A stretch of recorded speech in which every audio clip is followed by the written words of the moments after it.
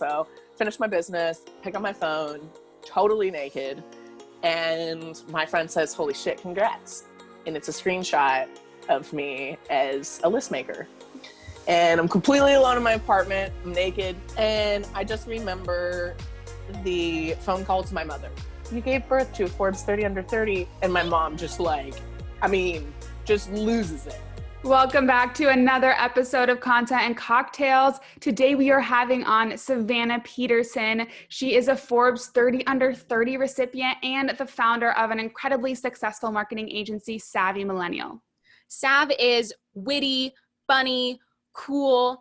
I want to be her best friend. You'll want to be her best friend after listening to this.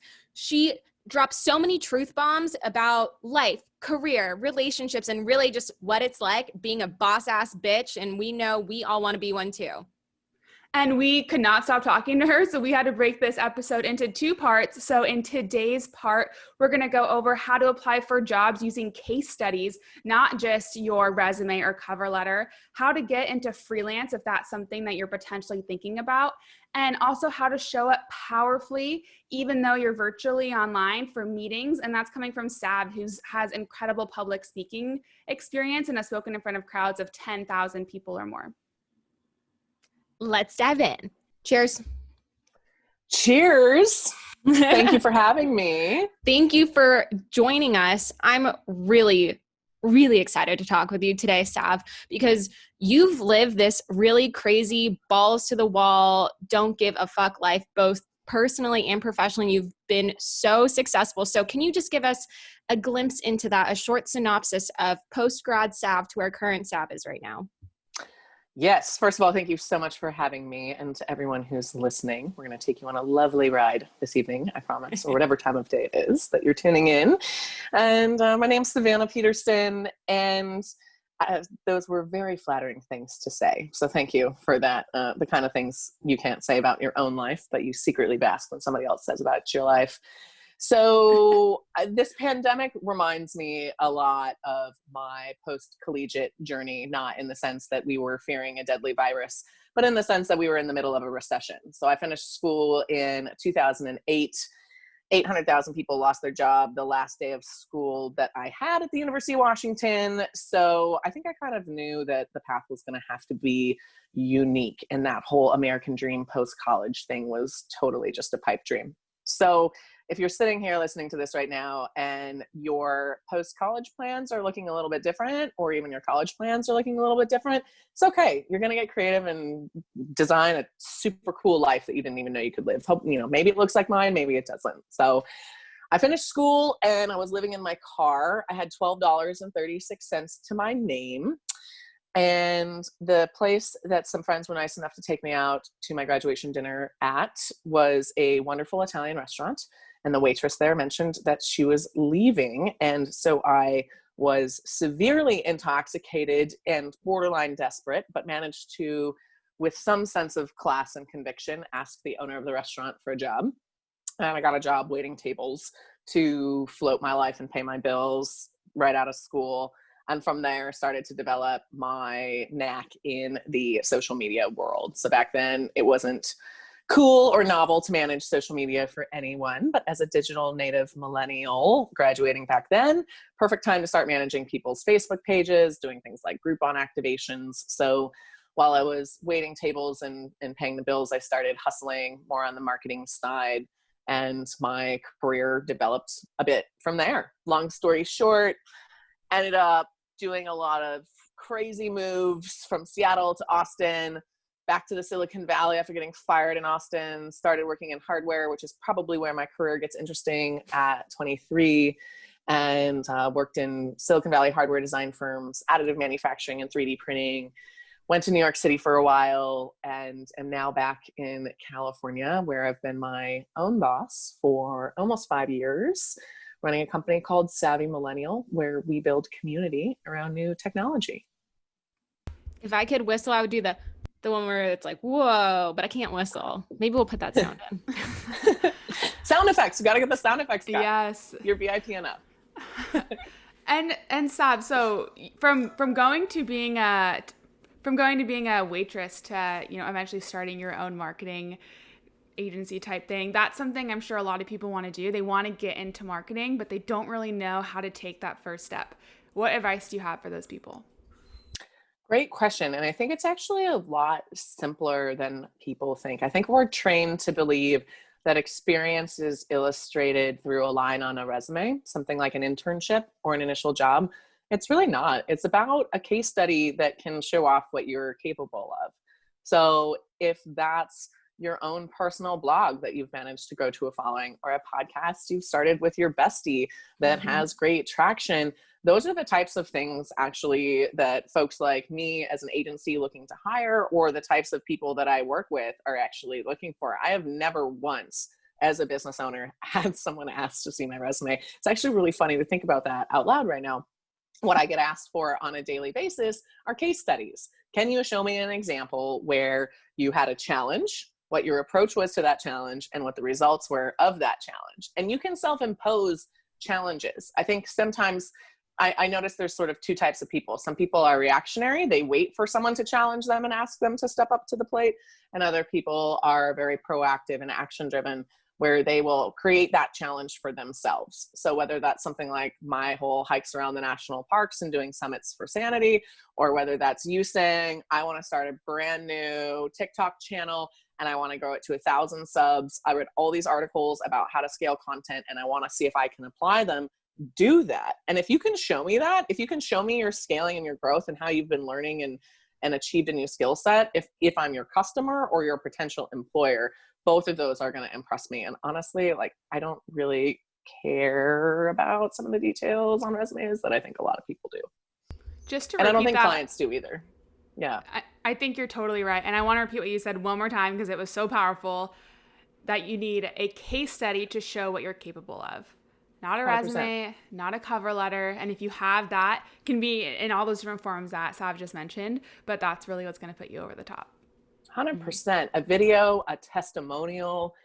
I need to know beyond you typing in a Word document what you thrive on and how to fuel you and what value you can add to me, whether I'm the buyer or the boss, for sure. Mm-hmm. The first time we talked, you said like you don't want to be another cog in the machine, and that is the problem I think with working yourself up in a company, is like you just become at that managerial level and you stop creating those use cases. You stop having your portfolio comes to a halt. So even if you do have a full-time job right now and you are interested in pursuing another career or eventually opening up your own business and starting your own agency, start doing these things on the side, picking up extra projects. So Sav, 100%. How did you know that you didn't want to work for the man anymore? Because you've had a bunch of different jobs. You even at one point thought you were going to be a lawyer after school. So how did you know that working for the man wasn't for you? And then what were the first things you did to set up the Savvy Millennial for success?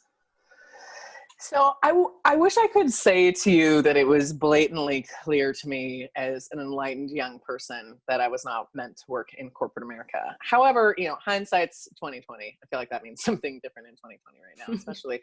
But I think for me, I was always really individually ambitious. I'm an only child, and I was around a lot of adults, and I've always been very lucky that I think people listened to me, or at least paid attention to me talking. And I realize that sounds kind of narcissistic, but it's more that I always wanted to be in a place where I had a voice to be heard.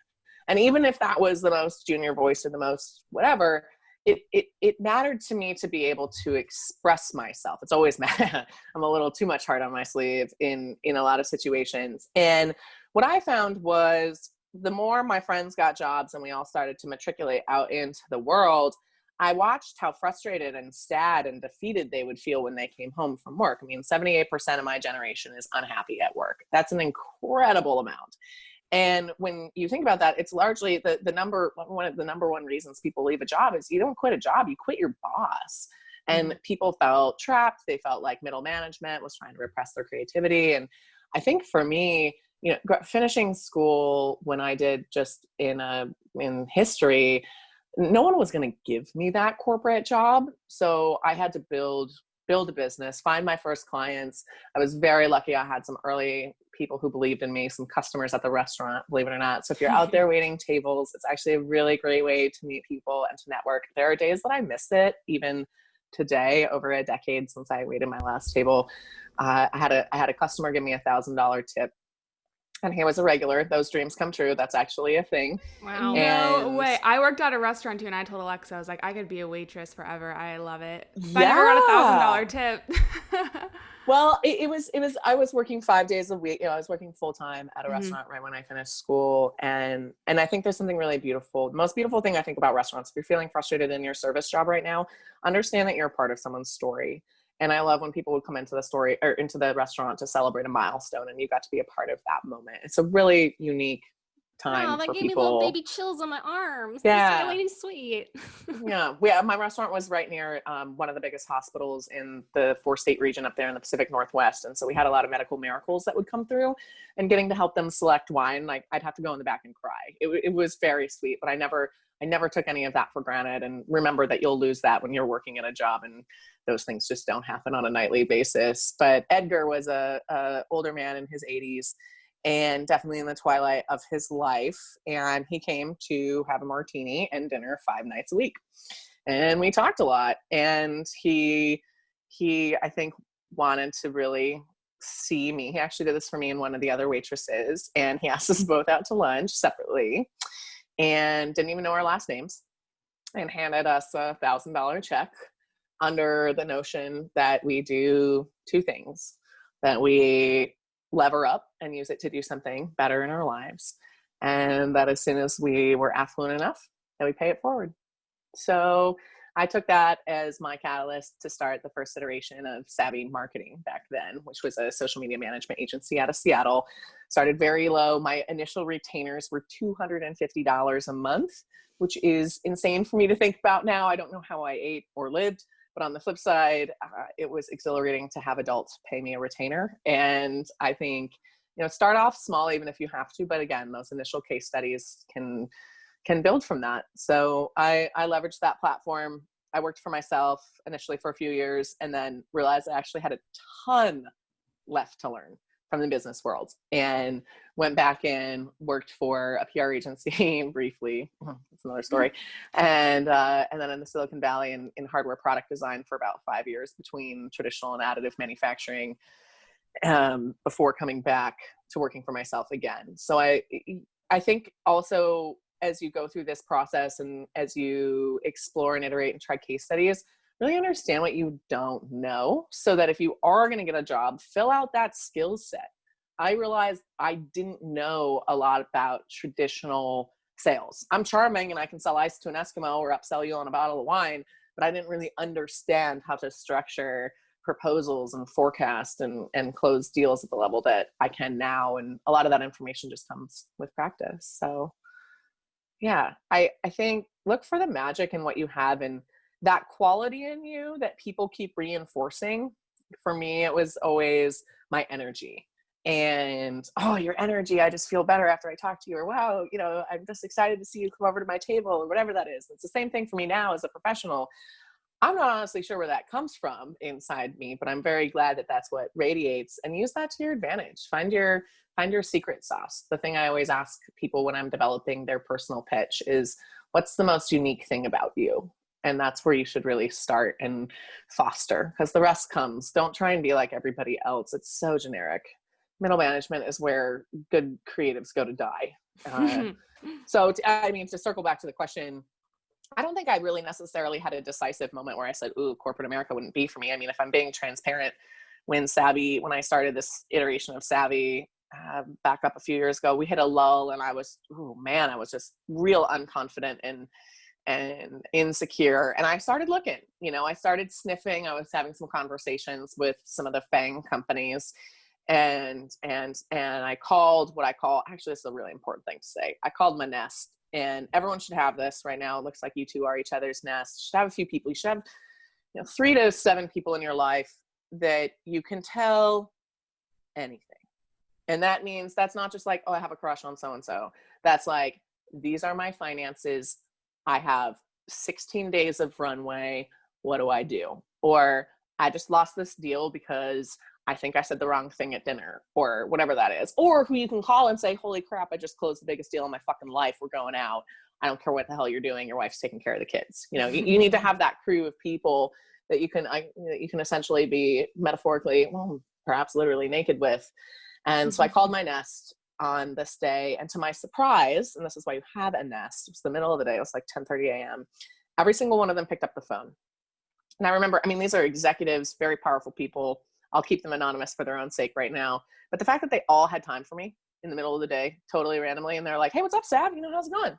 And we started talking, and I was like, oh, you know, I'm just feeling low, blah, blah, blah. And every single one of them reminded me what I was worth, what I was bringing to the table, what the company brought to the table.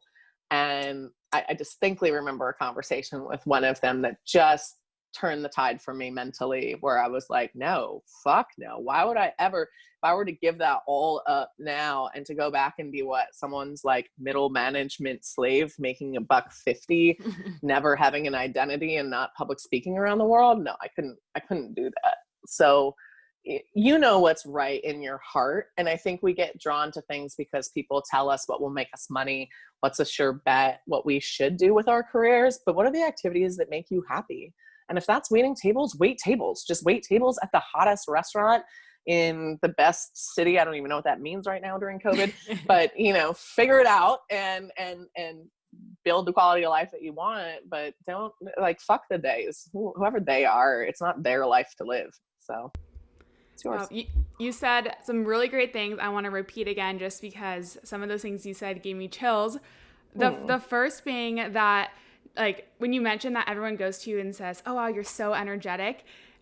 So many times you don't even know what your greatest strength is. Like, if someone asks you, you're probably going to say something completely different than what everybody around you is going to say is your greatest strength. So trust the people around you. For me personally, all my friends come to me to edit resumes. That's why I'm super passionate about this podcast and our mission here. So that's where you could figure out where you're really good at, is listening to what other people say about you. And then also being vulnerable, and Sav, you saying that you did like doubt yourself, even though to other people, they might have looked up to you, it looked up to your confidence and admired that. It's anyone's lying to you, even if they're in incredibly powerful positions, that they've never doubted themselves. So when that does happen, it's totally normal, but then do what Sav did and pick up the phone and talk to someone who you know is going to tell you what you need to hear. Your nest. Yeah. I'll be your bird. Yeah, that's a beautiful recap. And I asked my friends, oh my gosh, I promise this will be a short anecdote, but holy moly, you just touched on something that's hilarious. I asked my community, this is before I had built out some of the Savvy Millennial collateral, and I was just kind of living on word of mouth for this last part of the business, which was working. I mean, that works sometimes too. You don't always have to have all the fancy brand collateral to be successful. You just have to do good work. But I asked my community, hey, what do you think I do? That was eye-opening. I would say about 70% of my friends said that I fly around on airplanes in first class drinking champagne, which, I mean, Not yes. wrong. Yeah, I mean, yeah, like that's the highlights of my life, and happens, you know, a few days a year, maybe, when COVID isn't what it is now. But I realized that I was not articulating effectively within my own personal network the value add that I had as a professional. And I was totally victim of what I think we've all been victim of many times, which is exclusively sharing my highlight reel instead of being like, hey, what's up? I fucked up today. This is cool. So that was a really good adjustment and a pivot for me. And I built out a lot more of how I talk about my brand and my transparency. I still drink champagne on airplanes anytime I can, though, just to be clear, and prefer to fly first class if anyone's listening. That's honestly really good advice, I think, for actually Alexa and I, is to be more vulnerable with that. We realize that sometimes the conversations where we are being the most vulnerable are the ones that are off camera and that we're not recording. Everyone's Instagram feed is a complete lie. And it's so easy to look at that and think that's what their entire life is. Such a complete lie. It's like amazing. Like, if there's a platform that's not telling the truth, it's Instagram. So I've been making content for over a decade. I've probably made, I don't even know how many thousands of videos. I've been on everything from NBC Nightly News to CNBC reality TV. I've pretty much tried it all. And I can tell you that my number one most viewed pieces of content are when I am emotional, sad, emo, occasionally crying, but sometimes drunk. Definitely just most authentic. Like the times when I've really cringed and thought to myself, I really don't want to make this blank. And whether that's a video, piece, podcast, whatever, it's that piece of content that does the best for me that whole year. So capture those moments. Or even if it's you when you're really happy. My most tractioned video is me crying in my car when I got to go to NASA for the first time, because I never thought a little girl like me would get to go to NASA with a press pass, and I did. And I lost my shit in the car outside going in to pick it up. And I want to watch it. It's, yeah, we can share this one. It's short and sweet, but it's, I lose it. So I'm like, just want you to know, if you got a dream, just keep dreaming. It come true. And I'm just like, can't handle it. I'm in a sponsored car for Kia. I couldn't share, I shared it on my personal, but I couldn't share it on any of the brand stuff. So I'm like, this sponsored brand trip from Kia. I earned my place at NASA. The whole thing is hilarious. Like, they don't want the blonde chick crying in the car in the parking lot. But the reality is the internet does. And I think it's not always, I mean, when you're really strong, yes, of course, people will listen to that. But I think when they can relate to you and that ache, there's a lot of opportunity for connection as hosts or whatever you're doing. It's like those raw, unfiltered moments where you feel the shittiest or maybe the worst. I try to do that with us, but it's normally like we're up really, really late editing an episode. We're wearing matching hats in different parts of wherever the fuck we are. And those are the ones I look back on. I'm like, this is hilarious. Why can't we be this funny on the podcast? And I guess we have to share that. But you should just record it, and it can be behind the scenes too. It can always be a video series that goes in the background. Like, that's just the thing. I think life is a prototype, and we keep trying to think that we have some set path in these goals. And if 2020 has taught us nothing, like, yo, roadmaps, that's cute. You just gotta do whatever makes you happy and stimulates your creativity, and that's going to change a lot. And sometimes it is silly hats. I'm running a virtual Burning Man affirmation room where I'm going to get all dressed up and compliment everyone who randomly pops into this Zoom room next week. I mean, do you, and just have fun with it. It sounds like y'all are having so much fun with this podcast. I hope your listeners are having fun. If you're having this much fun, tell us in the comments or tweet out, because we're having fun. Please do. Yeah. So hopefully you are too. So you are I love your title, Founder and Chief Unicorn Officer. And owning your own business, it sounds glamorous, but as you've shown us, it's not always an uphill or a downhill easy ride. So talk to us a little bit about the best and worst parts of owning your own business. So I believe in the shit sandwich theory, which is where you say good, bad, good. So we'll apply that here. Okay. So the great thing about the best thing about running a small business is you have the autonomy that nothing else can give you. I decide when I work. It's up to me. There are things I need to do for my clients, but at a really high level, I'm in complete control of my schedule and my year. And yeah, of course, there are trade-offs with money and a lot of other things. The reality is the biggest change for me and the most important thing for me over the last few years is now, well, travel restrictions aside, now I can show up for the people I love. There's never a situation where I can't because of some nominal work shit. I can always be there. I can be at your wedding halfway around the world. I can officiate it. I can show up to hold your baby or sit there in the hospital. And that level of flexibility to me is, I mean, I think I've kind of figured it out. It's probably worth, I mean, it's at least worth six figures to me. I would say it's probably worth $150,000 to $200,000 a year. Life is short and precious moments are priceless, and running your own business, while you will work without question more hours than you would work if you were working a job, that is a promise, you will also have the ability to decide when those hours are in a way that is a struggle unless you have a very cool remote boss. The worst part about running a business, and man, am I in this right now. So this is coming from the heart. This is definitely not hypothetical. If you had told me how much time I would spend chasing money for services already completed at above satisfactory level, I would have been shocked. I am currently chasing over $50,000 that a client has owed me for over 6 months, which as a very small agency is actually quite a bit of our liquid cash flow.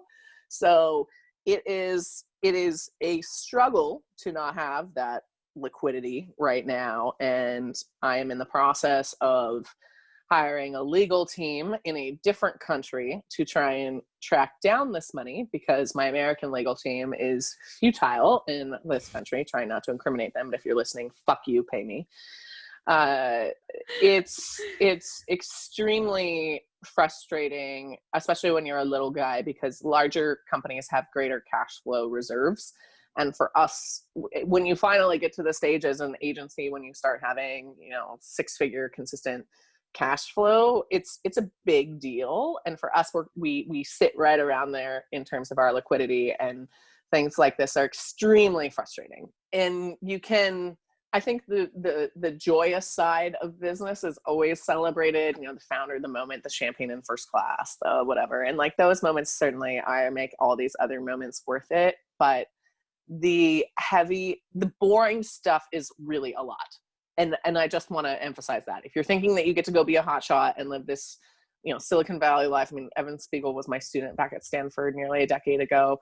I saw the whole Snapchat trajectory. I've seen all of this. Some people do have very privileged trajectories into success. That is not everyone. And then the final end of the shit sandwich, right? Good, bad, good. And, and I'll just say this because I don't think women especially own this enough. One of the finest parts of running your own business or being your own brand, since I get to kind of be both, is when you achieve something, you did it. It's yours. And you get to have that moment, and they're rare. I've had like 3 in my career, but you get to have that moment where you look around and you're just like, yeah, bitches, I fucking did it. And that, it's very different. It's very different than, oh, we did it as a team. And of course, it takes a village, and there's all this other stuff that happens. Nobody ascends on their own. But there are these you will have them, maybe you've had them already. You'll have these moments where you feel it and everyone's proud of you. And instead of being like, oh no, you're like, yep. Mm-hmm. And in those moments, I don't think you could have that working for somebody else. You can build your dream your whole life, or you can build someone else's. And that's the reality of careers. Well, holy fuck. Okay. So I want to know about one of those. What moment comes to your mind when you think of the, yeah, bitches, I fucking did it. Like, holy shit, I made it. Like, poop your pants kind of moment. What's the first milestone that comes to your mind? Actually, this is awesome. I can show you. I wasn't anticipating this, but we'll bring out a prop. Excuse the background sound. I'm reaching behind my sweet background right now. Love Show props. them some Legos. So here we have a Lego Seattle Space Needle. And this is kind of a funny story. I used to live in Seattle. I went to UW. I love Seattle. Go Huskies. Proud Husky if you're out there and you love the Huskies. That's awesome. And this is really funny. We share a mutual friend. I won't incriminate him right now, but I came home to him house sitting, and he had also recently done some Legos. So let's just say that people who play with Legos are sometimes high-performing freaks who need to feel a sense of accomplishment.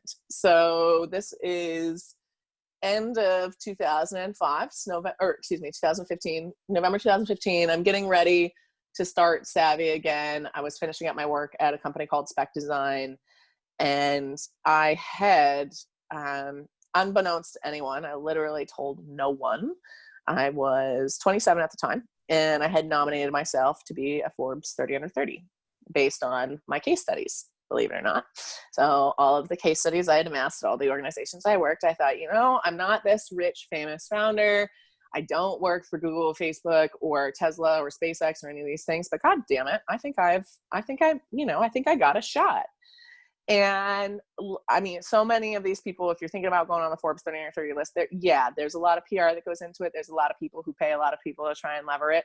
But I want to tell you, you can go from living in your car to making that list, and ain't nobody going to stop you unless you let them.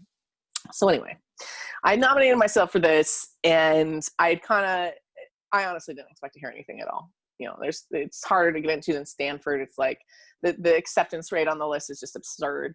Tens of thousands of applicants every year. And I was having just a hard time at work. I knew I was going to leave the job I was at, but I wasn't quite ready to scale out Savvy. And I just felt low. I mean, we don't talk enough about these super low days. So I told everyone I was sick, took a work from home day. I wasn't sick. I just needed to sit on my ass and smoke weed and think about my life.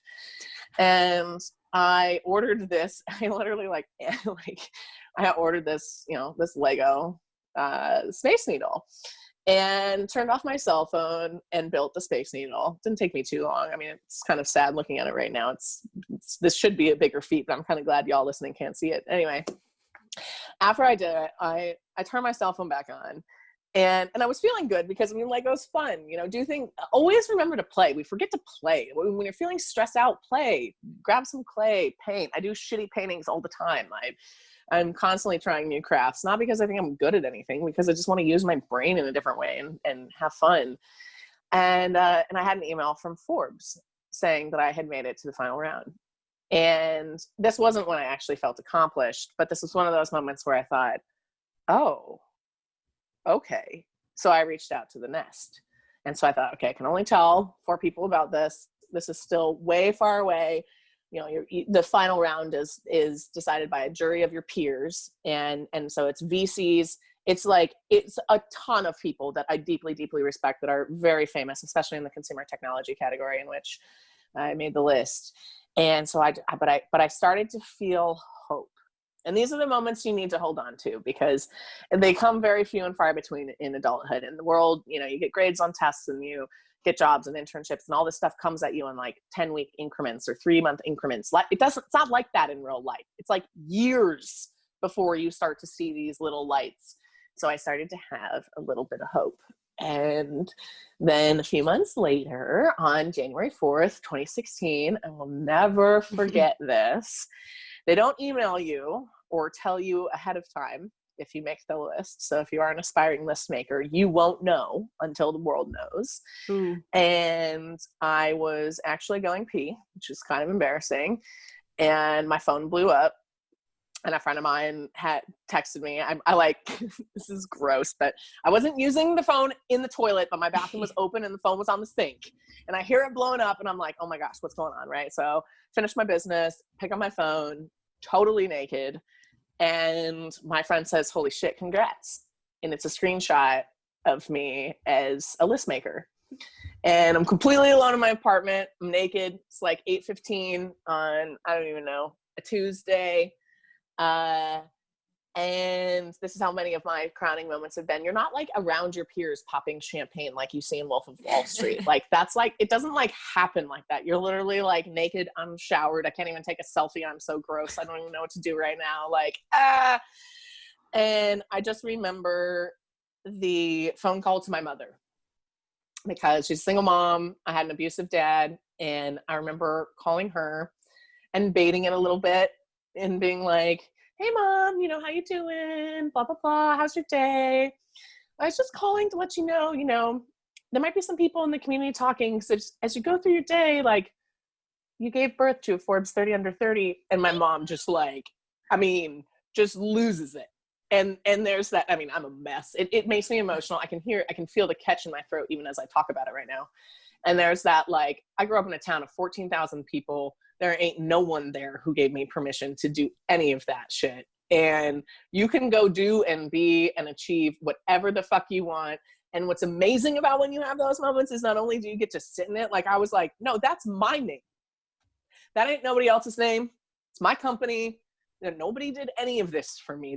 It's mine, all mine. And not in a greedy or narcissistic or arrogant way. And they say that whole phrase that you become an overnight success after 10 years, it takes 10 years to become an overnight success.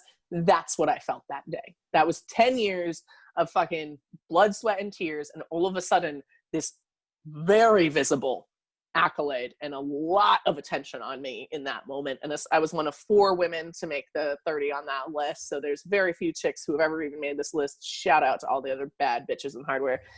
And, yeah, and it's great because when you have those moments, and this is one of those beautiful, vengeful things about life. It's amazing who calls. It's amazing who calls. Oh, everyone calls. And it's great. You know, you've got friends who are supportive, send you liquor, send you nudes, whatever. It's awesome. And then you've got those people who doubted you that also call. And that's fucking cute, because I think some people are the bigger person in these moments, and congratulations to all of you saints. But I will be fully transparent. If there is a moment that I revel in justice and vindication, is when my achievements speak louder than my words ever could. And my advice, as we talked about in the first time, is be so good, be so great, they can't ignore you. And in those moments, I just fucking love it. Like, I had a boss who doubted me, and they had actually tried to become a 30 under 30 at one point unsuccessfully. And when I became one, I made sure to thank her for her mentorship as my boss, but also send over the article saying that I was one. So, like, I'm not going to pretend that I'm perfect, right? Like, I think a lot of people, you know, there are people who are very successful who are super nice, and I think I'm pretty nice, but it's okay to remember the chips on your shoulder, and then once you overcome them, like, let it go. Like, I fucking wish this woman so much well now, and I'm sure she does me, and it doesn't matter. But yeah, every now and again you do get to look back, and I think it's often when you're publicly recognized or when things become public. Most of our efforts are very, very quiet and behind the scenes, and a push or a launch or whatever can be a big deal. But not the individual successes for everyone, but for me that was one of those milestones where it's a gift that keeps on giving too. I mean, it's hilarious. I'm 32 now, so it's like I'm old, so like how long can I talk about it? But forever. Well, I just refer to myself as a 30 under 30 alum. It's kind of like I went to college. But the thing that I love about it is especially little kids. When I talk to 13 to 18-year-olds, and it's a list they've grown up knowing about, and meeting someone on it and getting that hope in their eye and being like, oh, wow, I come from a small town. You don't have to be rich and famous. And I'm like, no, fuck that. Those people are haters. That story is amazing. I have chills. I'm about to like tear up just hearing you say that. And like, I felt every emotion you just shared with us. And I can only imagine how that felt for you. Being one of 4 women on that list is absolutely incredible. I hope everyone listening is now comprehending how amazing and intelligent and successful that you are. And then I hope all their ears perked up even more now. Thank you. It's very sweet. I think something I want to really note about that story is you can't get what you don't ask for. And I've really felt this way throughout my career. And this has certainly been a common thread in the advice that I impart to anyone. But we often sit around expecting someone to notice our greatness, and no one is going to care about your career more than you do. So if there's something that you want or information that you want, I've gotten scolded, I mean, plenty of times, for being too bold, and sometimes too bold while intoxicated, gently. But I would rather be scolded and told to stand down than wonder if somebody noticed, or when they were going to notice, or what was going to happen. And when you do step into your power in those moments, like I did as an under 30, there is a strength that comes with that is incredibly powerful. Because you know, all those fucking tech bros and all those little startup founders and everyone who thinks they're bigger and better than someone like me because they make more money or they have more backing. Well, guess fucking what? Not on the list, sweetheart. So, No entry for you. Yeah. So I think find the ways in which you can differentiate and elevate yourself, and then make yourself visible in that circle. You're worthy. You deserve it.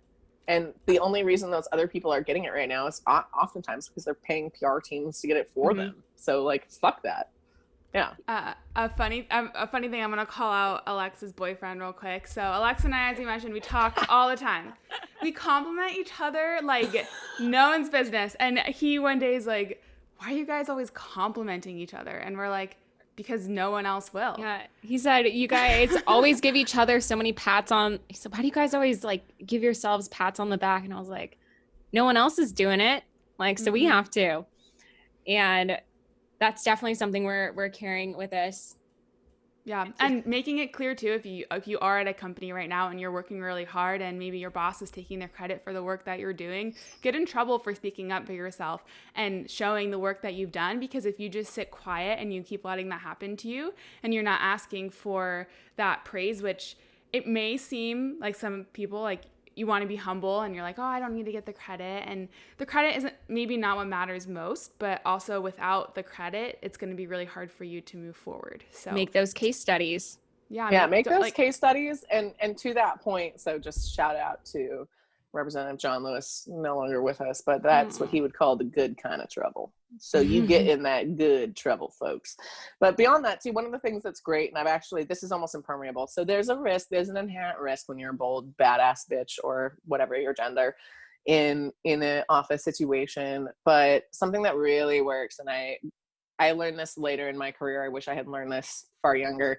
Have an ally who really understands how great you are so that they can be that messenger. So in case you're not in that room or if something happens or cross team, if somebody knows exactly what your contribution was to something, they can say, even if it's not in that larger meeting, they can go back to their boss who runs dev or who runs whatever and say, yo, so Alexa actually totally led this project and I want to make sure that we empower her in the future. And so even if it's not in that one moment of reckoning, although by all means fucking stand up for yourself, but even if there's a longer process here, people will know who they can trust longer term and you'll be the one brought in on the better project. But it's important to make allies are great. It's so, to your point, like you two uplifting each other. I think one of the easiest things in the world is to brag about your friends. I want to brag about all my friends. Fucking love I have the best friends. I'll defend that. Like now you're both my friends, so you're in the group. But yes. We're in the nest. It's like exactly. It's like one of the most valuable things I have going for me. So find those people that can brag about you symbiotically in your organization, so you don't always have to be beating your own drum. Certain old guard have an issue with that. I mean, fuck them, but that's the thing.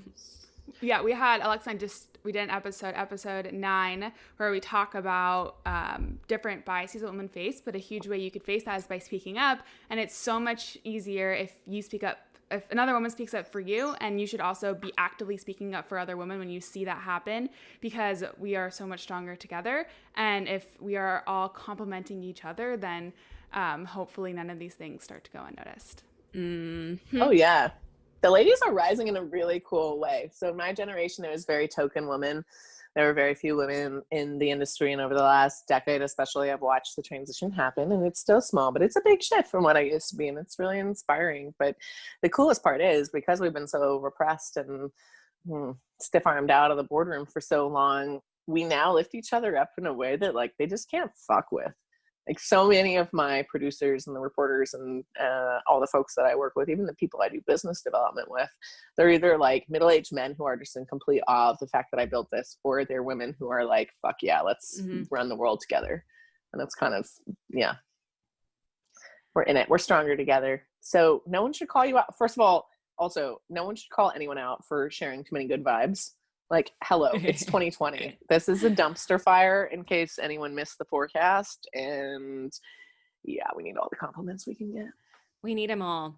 Sav, I want to switch gears a little bit, because there's like 2 things that you are just like very, very highly skilled at, and I want to pick your brain about it. So for me, one of the coolest things about what you do is you've spoken at conferences and events all over the world. You've been everywhere and back, whether that's in your first class with your champagne or not. But public speaking is terrifying as fuck for most humans. So can you please give us Sav's secrets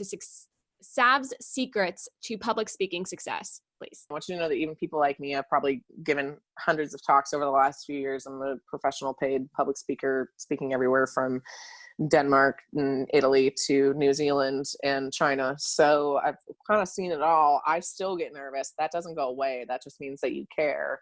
But remember that the audience is rooting for you.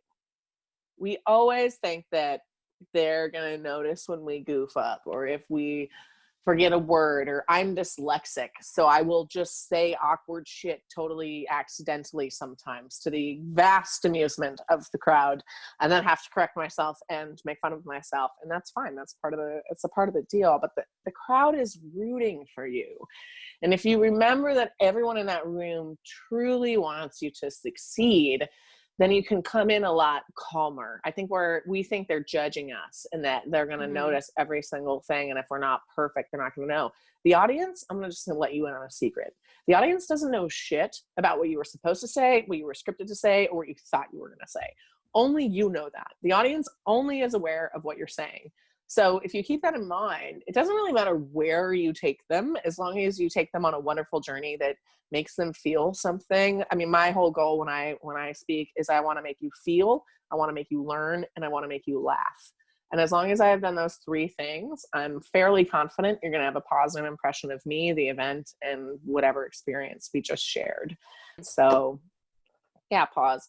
Practice talking. This is a really weird time in history. So since every one of my talks, I just recorded a talk for 10,000 people alone in my living room the other day. Like, that stuff's very weird for me. I'm used to there being the 10,000 people. I actually really miss the 10,000 people. I think for a lot of people, this is probably a lot easier. For me, it's dramatically harder because I want that energy in the room.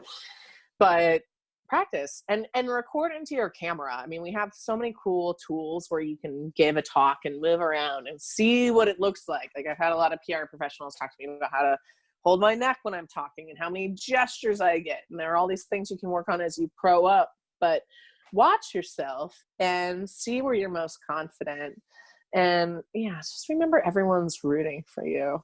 They really are. And if you need to, yeah, you can always imagine them nude or at their worst or all those other things that people do. But I think that might be your best tip. I will also say, if you're wondering how to apply this to your life and maybe public speaking isn't something you're about to do right away, these are all really good tips for when you're interviewing. Very similar situation where all of the things that Sav just said are going to be really, really applicable. It's important to, I think public speaking, it gets undersold sometimes as a skill set. It never hurts to be able to articulate what you have accomplished. And that's a part of public speaking. Yeah. Absolutely. And Sav, there was a time in your life where you called yourself the only bitch in the boardroom and you learned to negotiate like a middle-aged white man. So what is the most non-traditional, unassuming piece of advice you have for not only feeling comfortable, but absolutely kicking ass at negotiating? Well, I know I'm on the edge of my seat for next week's episode. I hope you are too.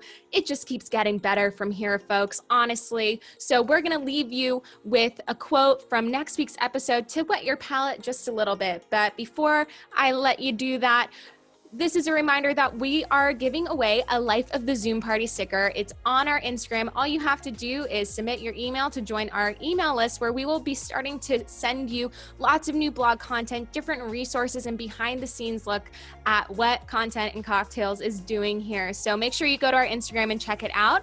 Without further ado, check out a little bit of next week's episode. You want all the things. Tell them why you deserve it and why you'll perform optimum as a result. People will give it to you. I want to repeat what you said one more time, which is, I don't want to have to think about my paycheck or paying my bills. I want to focus on my job. And everyone listening better go use that immediately.